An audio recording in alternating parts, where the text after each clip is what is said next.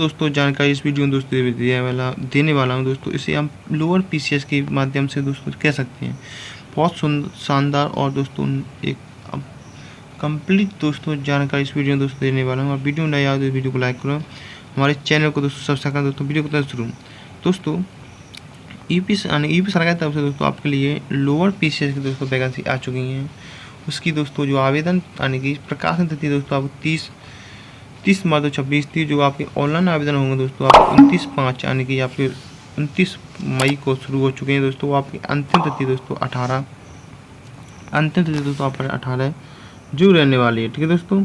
और आपके शुल्क और इसमें संशोधन करेक्शन दे दोस्तों 25/6 यानी जून को रहने वाली है। करने एवं शुल्क जमा करने की तिथि 18/6/2026 है। इस तिथि के बाद कोई आवेदन शुल्क स्वीकार नहीं किया जाएगा। अभ्यर्थी के द्वारा अपने आवेदन पत्र को प्रिंट आउट तक नहीं निकाला जा सकेगा, यानी कि 18 तारीख के बाद आप ना तो जमा कर शुल्क कोई फीस जमा कर पाओगे ना प्रिंट निकाल पाओगे। जो भी आप फॉर्म बनना है 18 तारीख से पहले ही प्रिंट आप कंप्लीट निकलवा के दोस्तों आपके पास रख सकते हैं, ठीक है दोस्तों।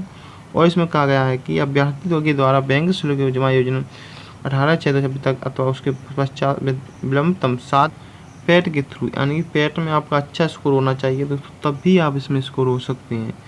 अब इसमें कहा गया है कि हेतु केवल यानी कि सम्मिलित अपर अधीनस्थ सेवा मुख्य परीक्षा में कहा गया है हेतु केवल अवैध अभ्यर्थी ऑनलाइन आवेदन कर सकते हैं जो विज्ञापित पद हेतु वंचित अनिवार्य अर्हता करते हो तथा प्रारंभिक अर्हता परीक्षा 2025 preliminary eligibility and test PAT PAT 2025 में सम्मिलित हुए हों उन्हें आयोग द्वारा प्रारंभ अर्हता परीक्षा 2025 का स्कोर कार्ड निर्गत किया गया हो। मुख्य परीक्षा हेतु अभ्यर्थी की शॉर्टलिस्ट उनके प्रारंभिक अर्हता परीक्षा PET पैट 2025 के और नॉर्मलाइज्ड स्कोर के आधार पर मेरिट के अनुसार की जाएगी तथा शॉर्टलिस्ट किए जाए अभ्यर्थी को ही मुख्य परीक्षा में प्रतिभाग करने का अवसर प्रदान किया जाएगा, ठीक है दोस्तों। प्रारंभिक अर्हता परीक्षा 2025 में वास्तविक स्कोर अथवा नॉर्मलाइज्ड स्कोर में 0 या उससे कम ऋणात्मक अंक प्राप्त करने वाले अभ्यर्थियों को मुख्य परीक्षा हेतु शॉर्टलिस्ट नहीं किया जाएगा दोस्तों। अब बात करते हैं दोस्तों इसकी जो शॉर्टलिस्ट हम कितने पे हो सकती है दोस्तों। हाल ही में अभी परीक्षा दोस्तों यूपी लेखपाल की दोस्तों हुई, उसमें दोस्तों 55+ दोस्तों आपकी कट ऑफ दोस्तों शॉर्टलिस्ट किए गई थी। जनरल SC और SC की दोस्तों और कम थी, 47 दोस्तों आपकी ST की दोस्तों रही थी। अगर आपके 55 से 60 नंबर दोस्तों बन रहे हैं पैट में दोस्तों तो आप 100% क्वालिफाई हो सकते हैं, क्योंकि यूपी लेखपाल में दोस्तों आपके 55+ गई थी। तो इसकी जो संभावना है कि 55 से 60 दोस्तों आसपास दोस्तों रह जाए। अगर आपके 55+ बनना है नंबर तो आप दोस्तों ग्रीन जोन में हो सकते हैं, तो ठीक है दोस्तों। संभावना है आपकी कि आप शॉर्टलिस्ट हो जाए। सर्टिफिकेट के बारे में कन्फ्यूज रहती है कि नए बनवाए पुराने बनाए कैसे बनाए, तो बता दोस्तों जो आवेदक अभ्यर्थी रूप से कमजोर यानी EWS श्रेणी के अंतर्गत आवेदन के इच्छुक हैं उन आवेदकों से अपेक्षित है कि वे आवेदन करने से पूर्व निर्धारित 1 जुलाई यानी तो 1 अप्रैल 2026 से 18 जून 2026 आवेदन की अंतिम तिथि के मध्यम निर्गत EWS प्रमाण पत्र जो वित्तीय वर्ष 2025-26 की आय पर आधारित हो तथा वित्तीय वर्ष 2026 तथा हेतु मान्य हो को धारित करना सुनिश्चित करें। इस श्रेणी के आवेदकों को उत्तर प्रदेश शासन कार्मिक अनुभाग 2 के कार्यकाल व्यापक निर्धारित प्रमाण पत्र किया जाना अनिवार्य होगा, ठीक है दोस्तों।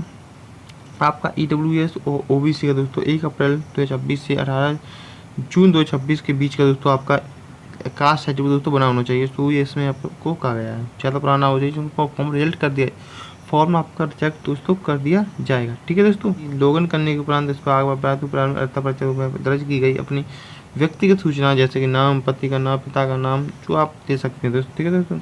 अब बात करते हैं कि जो आपके फ़ोटो अपलोड होंगे कैसे होंगे क्या होगा। उसमें बताया गया कि इस भाग में अभ्यर्थी द्वारा प्रारंभिक अर्हता परीक्षा 2025 में अपलोड की गई फ़ोटो तथा हस्ताक्षर इस्तेमाल होंगे, यानी कि जो आपका फ़ोटो और सिग्नेचर है दोस्तों ऑटोमेटिक जो आपने पैट में भरे होंगे वही दोस्तों आपका स्वयं वही आ जाएगा, इसमें कोई आप संशोधन नहीं कर सकते हैं। अभ्यर्थी फ़ोटो और हस्ताक्षर रिव्यू करने के उपरांत कंटिन्यू बटन को क्लिक करते ही अगले पृष्ठ पर चले जाएंगे, ठीक है दोस्तों। आने वाले दोस्तों इसमें कहा है कि इस भाग में अभ्यर्थी को चयनित किए गए पदों के संबंध में वरीयता अंकित करनी होगी तथा अधिमान्य अर्हता यदि कोई हो तो का संबंध में यस नो विकल्प को चयनित करना होगा। ठीक दोस्तों, आपकी फीस की बारे बता दें दोस्तों, आप सभी को दोस्तों 25 रुपये दोस्तों इसमें आपको ऑनलाइन पेमेंट करना होगा। ठीक है दोस्तों, शॉर्ट लिस्ट होने के बाद फिर आपको जो फीस लगेगी वो बाद में लगेगी। आपकी फीस है इसमें कहा गया है कि आवेदन शुल्क दोस्तों आपको जनरल 25 रुपये, SC ST OBC सभी को दोस्तों 25 रुपये दोस्तों शुल्क जमा करना होगा।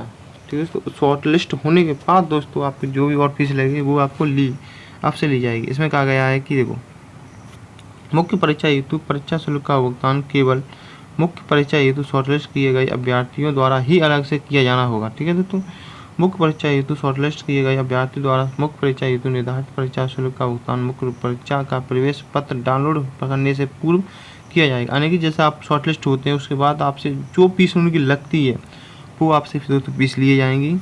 ठीक है दोस्तों, बता दें टोटल आपकी 2500 प्लस दोस्तों वैकेंसी आई हुई है। अब बता दें कौन कौन से विभाग में कैसे आई है। इसमें कहा गया है कि विभाग का नाम है आपका निदेशालय कोषागार उत्तर प्रदेश, पद का नाम है सहायक कोषागार लेखाकार। ठीक है दोस्तों, इसमें आपकी जनरल की 278 वैकेंसी दोस्तों, टोटल 278, अनुसूचित जाति की 75 वैकेंसी हैं और ST की 217 हैं और OBC की 25 हैं और EWS की दोस्तों 54 वैकेंसी। टोटल आपकी 558 दोस्तों वैकेंसी हैं स्थायी हैं। ठीक है दोस्तों, और आपकी दूसरी बात करें, आपकी दूसरे डिपार्टमेंट में क्या है, सहकारी समितियों एवं पंचायत लेखा परीक्षा निदेशालय उत्तर प्रदेश में आपकी लेखा परीक्षक की वैकेंसी दोस्तों जनरल की 70 है, SC की 37 है, 87 वैकेंसी हैं, आपकी ST की 9 है, OBC की 112 है, EWS की 41 है। टोटल आपकी 419 दोस्तों वैकेंसी इसमें रहने वाली हैं। ठीक है दोस्तों, दूसरे डिपार्टमेंट की बात करें, विभाग का नाम राजकोषीय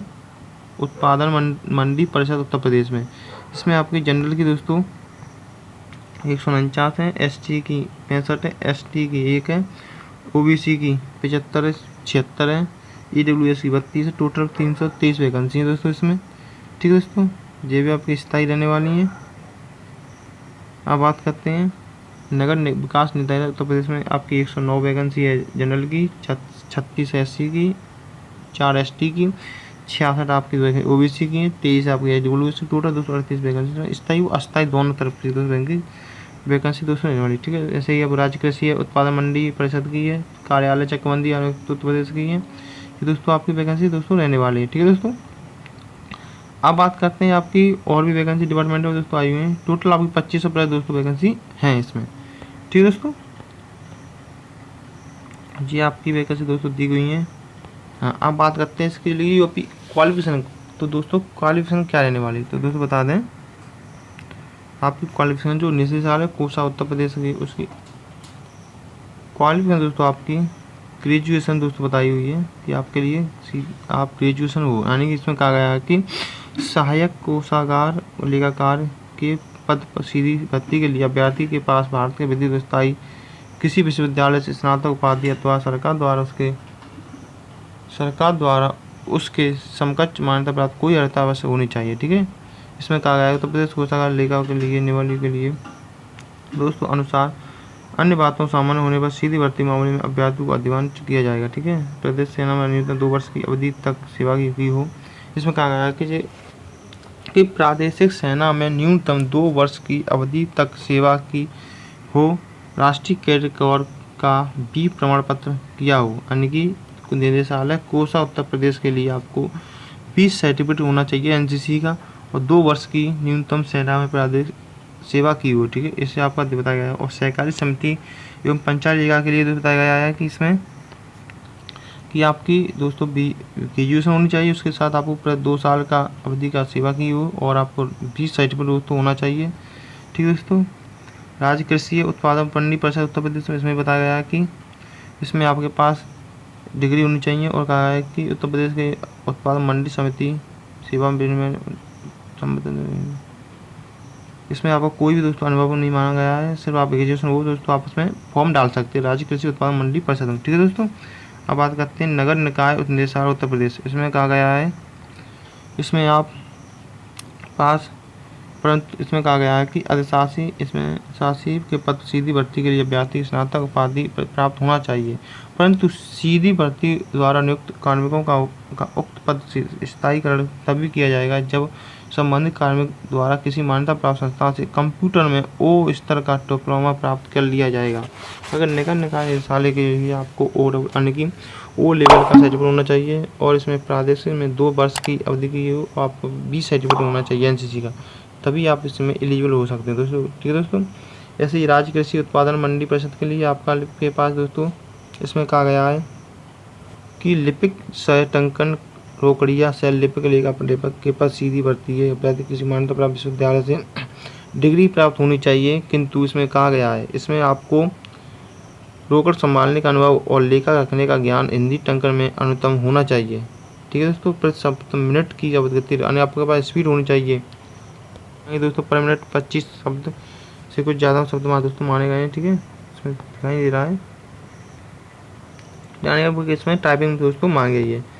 ठीक है दोस्तों, अब बात करते हैं आगे। ऐसे ही आपकी कार्य चकबंदी के लिए दोस्तों आपको बताया गया है, चकबंदी के लिए दोस्तों आपके पास भारत के किसी विद्यालय की विधि स्थान की अध्ययन ग्रेजुएशन होना चाहिए और 2 वर्ष का दोस्तों आपका 2 वर्ष की आपने सेवा की हो और राष्ट्र से राष्ट्र का 20 प्रमाण पत्र किया गया हो। अन्य बातों को समान होने पर सीधी भर्ती के मामले में अधिमान दिया जाएगा। ठीक है दोस्तों, आपको 20 सर्टिफिकेट होना चाहिए, 2 वर्ष की सेवा की हो आपने। अब बात करते हैं उद्योग एवं उद्यम प्रोत्साहन निदेशालय की बात करें तो इसमें आपको 2 वर्ष की सेवा की हो और 20 सर्टिफिकेट होना चाहिए आपके पास। ठीक है दोस्तों, और आपके पास ग्रेजुएशन दोस्तों होनी चाहिए। जैसे ही आपके उत्तर प्रदेश राज्य सड़क परिवहन के लिए दोस्तों आपको कहा गया है इसमें कहा गया है केंद्रीय प्रभारी के पद सीधी भर्ती के लिए अभ्यर्थी के पास भारत में स्थापित विश्वविद्यालय स्नातक उपाधि पर राज्य प्राप्त समकक्ष उपाधि तथा देवनागरी लिपि में हिंदी का कार्यकाल सदा ज्ञान अपेक्षित हो, यानी हिंदी का आपको अच्छा खासा ज्ञान दोस्तों होना चाहिए। ठीक है दोस्तों, ऐसे ही आपका परिवार कल्याण महानिदेशालय उत्तर प्रदेश में भर्ती है दोस्तों। इसमें आपके लिए दोस्तों ग्रेजुएशन हो तो आप साथ ही साथ आपको कहा गया है 2 वर्ष की अवधि की सेवा 20 सर्टिफिकेट होना चाहिए आपके पास और किसी मान्यता प्राप्त संस्था से कंप्यूटर में डिप्लोमा अथवा डिग्री प्राप्त की हो। ठीक है दोस्तों, डिप्लोमा डिग्री प्राप्त की हो कंप्यूटर से। ठीक, राज्य कृषि मंत्रिमंडल परिषद में कहा गया है कि इसमें आपको कि आपकी जो ग्रेजुएशन है वो कम से कम 50% अंकों से दोस्तों आप पास की हो। इंटरमीडिएट में कम से कम 50% अंक हों आपके। अनुसूचित जाति अनुसूचित जनजाति अन्य पिछड़ा वर्ग के अभ्यर्थियों के लिए किसी मान्यता प्राप्त विद्यालय से कम 45% अंकों के साथ स्नातक उपाधि इंटरमीडिएट में 45% अंक अवश्य होने चाहिए। ठीक है दोस्तों, ये आपकी राज्य मंडली के लिए। और ये सारा कोषाध्यक्ष के लिए दोस्तों आपको बता दें आपकी दोस्तों 40 वर्ष से अधिक आयु ना हो। इसमें कहा गया आपकी 1 जुलाई को 21 वर्ष की आयु का प्राप्त कर लिए हो और 40 से अधिक आयु आपकी प्राप्त ना हो। ठीक है दोस्तों, ये आपकी रहने वाली है। और आपकी समितियाँ पंचायत लेखा के लिए इसमें आपको 21 से 40 होनी चाहिए चाहती है और उसमें छूट भी बता दी गई है। ठीक है, राज्य कृषि उत्पादन मंडी इसमें आपको बताया गया है कि आपकी 21 वर्ष आयु होनी चाहिए, ग्रेजुएशन पास की हो आपने 40 तक। ठीक है दोस्तों, वो कहा है अनुसूचित जाति जनजाति अन्य पिछड़ा वर्ग यानी SC ST OBC के लिए अनुसाधन में भेद विस्तार अनुसार अधिकतम आय सीमा में छूट अनुमान्य होगी, यानी कि मंडी समिति के कर्मचारियों के लिए उच्चतर 5 वर्ष उतने वर्ष उन्होंने परिषद समिति में सेवा की हो, जीवी कम भी होगी। ठीक है दोस्तों, और निकाय निदेशालय उत्तर प्रदेश में इसमें आपको बताया गया है कि अब 21 से 40 वर्ष हो, ग्रेजुएशन आपके पास होनी चाहिए। ठीक है दोस्तों, और इसमें अनुसूचित जाति अन्य पिछड़ा वर्ग अभ्यर्थियों को दशा में 5 को 21 से 40 वर्ष होनी चाहिए और कार्यालय चकबंदी के लिए 21 से 40 वर्ष होनी। ठीक है दोस्तों, जी आपकी। अब बात करते हैं आगे आज जो उसमें आपसे अब मेन जहाँ आता है सिलेबस। तो आपके एग्जाम पैटर्न की बात करें तो दोस्तों इसमें आपके लिए अच्छा मौका है, क्योंकि इसमें ना तो मेन नंबर से आपके भारत का इतिहास में राष्ट्रीय आंदोलन की बातें आने वाली 5 नंबर से, और पॉलिटी आपकी 10 नंबर की आने वाली, भारत एवं विश्व भूगोल ज्योग्राफी आपकी 5 नंबर की, भारतीय अर्थव्यवस्था एवं सामाजिक 10 नंबर की। ठीक है दोस्तों, सामान्य विज्ञान 5 नंबर, पर्यावरण आपदा प्रबंधन 10 नंबर, राष्ट्रीय और अंतर्राष्ट्रीय महत्व की संघटना 5 नंबर, करंट। दोस्तों सामान्य बुद्धि परीक्षण 5, सामान्य बुद्धि परीक्षण 5 नंबर, प्रारंभिक गणितीय ज्ञान दोस्तों 5 नंबर के दोस्तों जी आपकी, मैथ और आपकी रीजनिंग दोस्तों 5 नंबर की है, और हिंदी 5 नंबर की दोस्तों आपकी। ठीक है दोस्तों, और आपके कंप्यूटर में आपको 15 नंबर के क्वेश्चन आएंगे। उत्तर प्रदेश राज्य संबंधित उसमें 20 नंबर के दोस्तों आपको रहने। टोटल आपके 2 घंटे का दोस्तों पेपर रहने वाला है। ऑफलाइन दोस्तों पेपर होने वाला है MCQ टाइप। ठीक है दोस्तों, ये आपका दोस्तों पेपर रहने वाला है। जब आप पेयर से शॉर्टलिस्ट होंगे तो आपके लिए मेंस लिखा जाएगा, यानी कि आपको दिया जाएगा पेपर। उसके बाद आपको जो स्किल दिए उसकी टेस्ट होगा, उसके बाद आपके फाइनलिस्ट दोस्तों रिजल्ट आ जाएगा। जो भी होता है सब होगा दोस्तों। अगर आपको वीडियो दोस्तों अच्छी लगी वीडियो को लाइक करें। अब बात करें तो